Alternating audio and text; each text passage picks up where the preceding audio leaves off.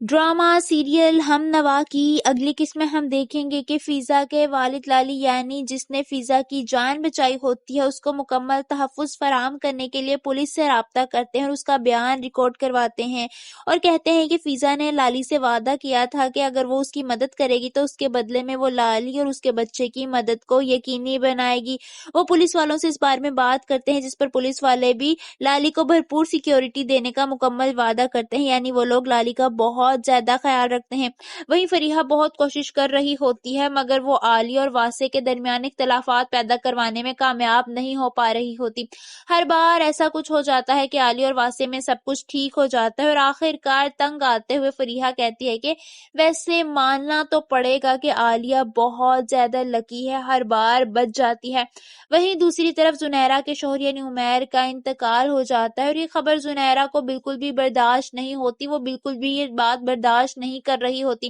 وہ بالکل خاموش سی ہو جاتی ہے، یہاں تک کہ عالیہ واسع سے کہتی ہے کہ زنیرہ کا پورا حق ہے کہ وہ آخری دفعہ اپنے شوہر کا دیدار کر سکے۔ واسع بھی سوچ میں پڑ جاتا ہے کہ اسے ایسا کیا کرنا چاہیے کہ اس کی والدہ مان جائے۔ وہیں زنیرہ کسی صورت سنبھل نہیں رہی ہوتی، اسے یقین ہی نہیں آ رہا ہوتا کہ عمیر اب اس دنیا میں نہیں رہا۔ جب نوشین بیگم یعنی زنیرہ کی والدہ اسے کہتی ہیں کہ وہ مر گیا ہے زنی اور مرنے والے کبھی واپس نہیں آتے،